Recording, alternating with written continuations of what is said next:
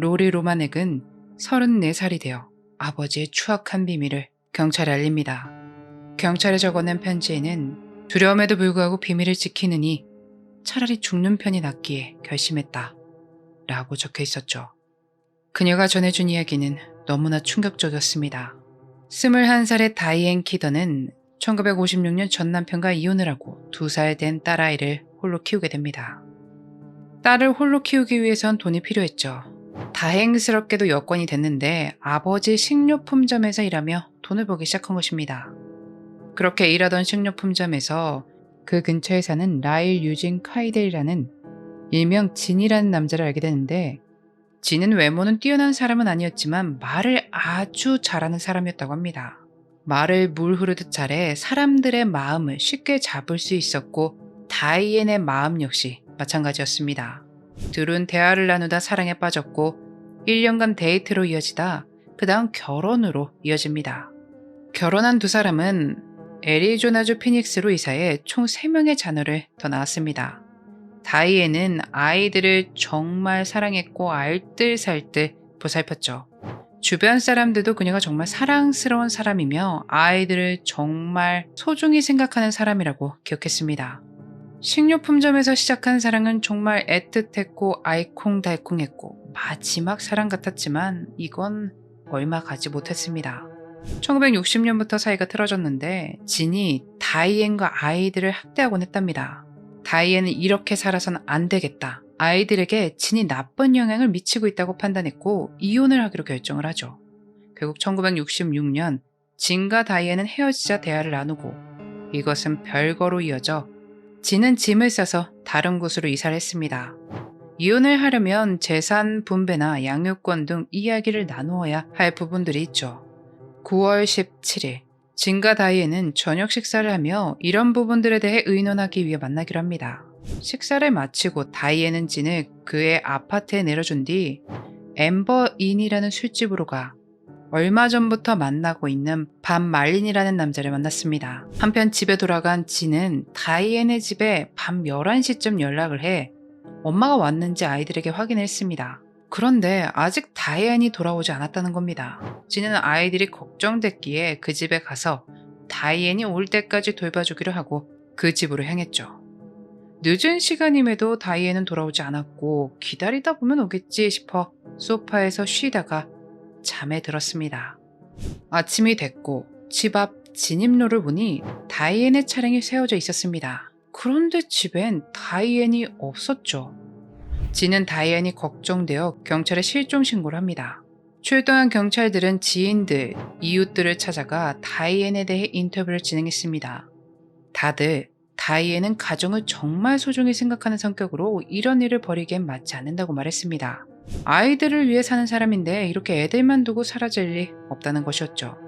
그리고 너무나 착한 사람이라 이런 납치나 범죄에 휘말릴 만한 그런 사람이 아니라고 답변도 했습니다. 경찰은 다이앤이 집에 들어오긴 왔다는 것을 확인했습니다. 차는 진입로에 있고 지갑과 열쇠도 집에 있으니 그런 생각을 한 것이고 그에 대해 진에게 질문을 하게 됩니다. 아내를 봤냐 뭐 이런 질문이었겠죠. 진은 경찰에게 전날 다이앤과 저녁 식사를 가볍게 하며 대화를 나눴고 그 뒤 다이앤이 자신의 집까지 태워다 줬다. 그렇게 집에 있는데 아이들이 걱정돼서 다이앤이 집에 들어왔나 확인을 했더니 아직 오지 않았다고 해서 아이들을 돌보기 위해 이 집에 오게 된 것이다 라고 설명을 합니다. 그러며 진은 다이앤이 가출한 게 분명하다고 말합니다. 하지만 집에 옷도 그대로 있고 경찰은 다이앤의 성격상 아이들을 혼자 두는 것과 맞지 않기 때문에 가출할 리 없다고 판단합니다. 경찰은 진으로부터 제보받은 밥 말린이라는 다이앤이 어저께 만났던 남자를 인터뷰하기로 합니다. 그래서 연락을 취했는데 그가 9월 18일 심장마비로 사망했다는 소식을 전달받게 됩니다. 이게 참 무슨 일일까요? 다이앤의 마지막 모습을 본 사람이 사망했으니 다이앤을 추적하기가 어려웠습니다. 그래도 경찰은 단서를 찾기 위해 멈추지 않고 수사를 벌였습니다. 엄마는 사라졌으니 아이들을 돌봐줄 사람이 필요하지 않겠습니까? 아이들은 엄마 다이앤이 실종된 지 하루 만에 아빠와 함께 살기 시작합니다. 진이 짐을 싸서 다이앤의 집으로 들어왔죠. 참 이상하게도 이혼을 앞둬서 정이 떨어진 상태라고 하더라도 쥐는 아이들에게 엄마는 집을 떠났어. 엄마는 집을 가출한 거야. 라고 말하거나 주변 사람들에게 다이앤이 남자와 도망쳤어. 라고 말하곤 했습니다. 이걸 얼마나 얘기했으면 아이들도 아빠와 똑같은 말을 하곤 했다고 합니다. 주변 친척들은 진이 아이들에게 거짓말을 하도록 시켰다고 믿었습니다. 수사는 계속해서 이어졌지만 시간이 갈수록 점점 냉담해지기만 했습니다. 다이앤의 실종이 해결되지 않은 채 또다시 비극이 일어납니다. 집에 불이 난 것이죠. 1967년 1월 9일 9시경 집에 불이 났습니다. 집안에 있는 4명의 아이들은 잠든 채였고 진은 빨래를 하기 위해 세탁소에 가 있던 상태였습니다. 그렉은 창문을 통해 빠져나왔지만 수지와 켈리는 사망하고 맙니다. 로리는 레이 멀렌스라는 소방관이 발견했는데 큰언니 수지 아래에 있었습니다. 열기나 연기로부터 동생 로리를 보호하려 했던 것입니다. 로리에 따르면 수지는 자신을 꼭 끌어안고 사랑한다고 나는 널 떠나지 않을 것이라 약속하며 로리를 진정시키려 했답니다. 자신도 어리면서 더 어린 동생을 살리려고 한 것입니다. 로리는 몸의 절반의 화상을 입고 집 밖으로 빠져나왔지만 심장이 2번이나 멈췄었다고 합니다. 이 화재로 로리는 4개월을 병원에 입원하게 되죠. 화재 진압을 하고 집안을 조사하는데 난로 위에 녹은 냄비를 발견합니다. 그래서 누군가 요리를 하곤 잊어버렸다고 판단합니다. 전문가들 몇몇이 의심스러운 부분이 있다고 생각했음에도 이 사건은 제대로 조사되지 않았습니다. 화재가 난 집은 진이 새로 고쳤고 살아남은 2아이와 그곳에서 살게 됩니다. 그렇게 27년이라는 시간이 흘렀고 1993년 경찰은 편지를 받게 됩니다. 앞서 말했듯 다이앤과 진의 딸 로리 로마넥으로부터였죠. 로리는 자신이 본 모든 것을 편지에 담았습니다. 1967년 9월 17일 금요일 로리와 수지가 늦은 밤 아빠 진과 엄마 다이앤이 말다툼을 벌이는 것을 보았으며 그러다 아빠가 엄마를 때렸는데 엄마가 뒤로 쓰러지더니 다시는 일어나지 않았다. 언니 수지와 나는 깜짝 놀라 뭔지도 모르고 다급하게 방으로 달려가 숨었다. 그 뒤 2사람은 뒷마당 수영장 옆에서 엄마 다이앤의 시신을 보았는데 그 옆에서 땅을 파는 아빠도 보았다고 합니다. 그 다음 날에 아빠는 시멘트를 사서 그 흔적을 완전히 덮어버렸다고 합니다. 로리는 그때부터 지금까지 엄마가 살해된 것을 단 한 번도 잊은 적이 없으며 아빠와 떨어져 살면서도 아빠에 대한 두려움 속에 살았다고 설명했습니다. 자신은 어릴 적 너무나 순진했고 그저 엄마가 잠을 자고 있다고만 생각했다고 합니다. 5살이었으니 충분히 그럴만했죠.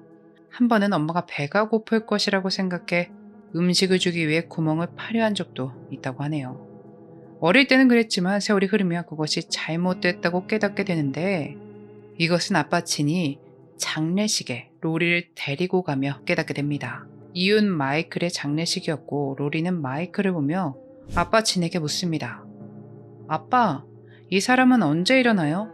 라고. 그러자 아빠는 아니야, 그는 죽었어. 오늘 땅에 그를 묻을 거야. 라고 대답했습니다. 그 이야기를 들은 로리는 그를 깨우라며 울기 시작했고 사람들에게 그를 묻으면 안 된다고 소리쳤습니다. 바로 이 장례식일을 계기로 엄마의 일이 잘못됐다는 것을 깨닫게 된 것입니다. 경찰은 이야기를 전달받고 바로 그 말을 믿을 수 없었습니다. 이렇게 알고 있다고 말하는 사람 중에 거짓을 말하는 사람들이 상당히 많았기 때문에 바로 믿을 수가 없었죠. 어릴 적 기억이기도 했고 그것만 가지고는 당장 움직일 수 없었습니다. 한편으론 편지의 내용이 로리가 그 현장에 정말 직접 있었던 것처럼 보였기 때문에 이것을 믿고 싶고 수사를 하고 싶었습니다. 그런데 무턱대고 땅을 팔 수는 없지 않습니까? 로리에 따르면 아빠 진이 엄마가 누워있던 곳에 시멘트를 부었다고 대략적인 위치도 알렸습니다. 형사는 로리가 설명한 바로 이곳을 수색하고 싶었지만 확실한 것도 아니고 만약에 팠다가 아니면 그것도 골치 아프기 때문에 뭔가 방법을 찾기 시작했습니다. 그렇게 방법을 찾으며 1년 정도의 시간을 보내고 형사는 드디어 찾아냅니다. 콜로라도에 있는 네크로서치라는 비영리 기관을 찾아낸 것이죠. 땅속을 레이더로 들여다보고 교란되는지 확인하는 신기술로 이것이라면 땅을 파지 않고 먼저 로리의 말이 사실인지 확인할 수 있었습니다. 그렇게 집주인의 허락을 받은 그들은 로리가 알려줬던 위치를 스캔하기 시작했고 그곳에 교란이 있다는 것을 확인합니다. 그리고 좀 더 확인하기 위해 땅을 파내기 시작하는데 사람의 두개골이 발견되고 그 조금 더 아래에서 추가적인 뼈들을 찾아냅니다. 목에는 스타킹이 묶여 있었고 상의 속옷과 겉들이 함께 있었죠. 안타깝게도 27년이 지났고 땅속의 박테리아 때문에 DNA를 추출할 수 없었습니다. 그래서 다른 방법을 찾는데 이웃집의 나무 뿌리였죠. 이 나무 뿌리가 두개골을 통과해 있었고 이걸 애리조나 대학교의 수목 연대학자 토마스 알란에게 보냅니다. 나무 뿌리와 나이, 나무 뿌리가 두개골을 관통하는 방식이나 집 밖으로 자라는 방식을 통해 뿌리가 자라기 전에 시체가 그곳에 있었으며 뿌리가 총 15년 정도 됐기 때문에 시체가 1978년 이전에 묻혔을 것이라고 보았습니다. 한편 유골을 조사하던 법인류학자에게 또 다른 정보가 확인됩니다. 백인 20살에서 40살 사이 여성 164에서 167의 키, 적어도 2명 이상의 아이를 낳은 여성이라는 정보를 찾아낸 것입니다. 이 모든 것은 다이앤과 일치했지만 부족했습니다. 비슷할 뿐이지 다이앤이다 라고 확신할 순 없는 것이죠. 그래서 해골 사진 중첩이라는 기술을 사용하기로 합니다. 말 그대로 두개골의 사진과 실제 사진을 중첩시키는 것인데 다이앤이 사라지기 직전에 찍은 사진을 구해 동일한 위치와 크기로 해골 사진을 똑같이 찍습니다. 그리고 그 위에 비교를 하는 것이죠. 다이앤의 살짝 벌어진 송곳니가 두개골 사진과 중첩을 시켰을 때 완벽하게 일치했죠. 그렇게 모두의 노력으로 진은 체포됩니다. 체포된 진은 자신은 이 사건과 아무 관련이 없다며 무죄를 주장했죠. 하지만 딸 로리가 아버지가 어떠했는지, 엄마를 어떻게 했는지에 대해 증언을 합니다. 싸우는 소리에 잠에서 깬 수지와 로리는 무슨 일인지 확인하기 위해 계단에서 엄마와 아빠를 지켜봤습니다. 다이앤은 아이들이 보고 있다는 것을 알고 방어하는 것을 멈췄고 이때 마침 아빠 진이 다이앤을 때렸습니다. 다이앤은 쓰러졌고 수지와 로리는 도망쳐 옷장에 숨습니다. 잠시 뒤 다시 나온 두 사람은 2층 창문에서 수영장을 내려다보았는데 쓰러져 누워있는 엄마를 목격합니다. 아빠는 구덩이를 파고 있었죠. 그 다음 날엔 시멘트를 가지고 와 그곳을 덮어버렸습니다. 배심원단은 진에게 1급 살인 혐의로 유죄를 내렸고 1995년 진은 가석방 가능성 없는 종신형을 선고받았습니다. 진은 판결을 바꾸기 위해 노력했지만 모두 기각되며 감옥에서 생을 보내다 2004년 12월 7일 숨을 거뒀습니다. 진이 다이앤의 사건으로만 형을 받았지만 많은 사람들이 화재 사건 역시 진이 벌였을 것이라고 믿고 있습니다. 로리 역시 마찬가지죠. 확인이 된 바가 없기에 다들 생각으로만 그렇게 가지고 있을 뿐이죠. 아이들이 목격했기 때문에 살해하려 했던 것은 아니었을까요? 여러분은 어떻게 생각하시나요? 여러분의 소중한 의견 댓글로 남겨주세요. 어린 로리는 그 오랜 시간 비밀을 간직하며 사실을 밝힐 날을 얼마나 손꼽아 기다렸을까요? 진실은 밝혀졌지만 참 안타까운 사건입니다. 그래도 더 이상 마음 졸이지 말고 행복하게 살았으면 좋겠네요. 오늘 영상은 여기까지입니다.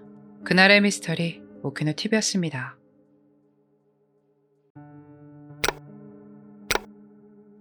마지막까지 시청해주셔서 감사합니다. 좋아요와 구독은 저에게 큰 힘을 줍니다. 오늘 하루도 수고하셨습니다. 좋은 밤 보내세요.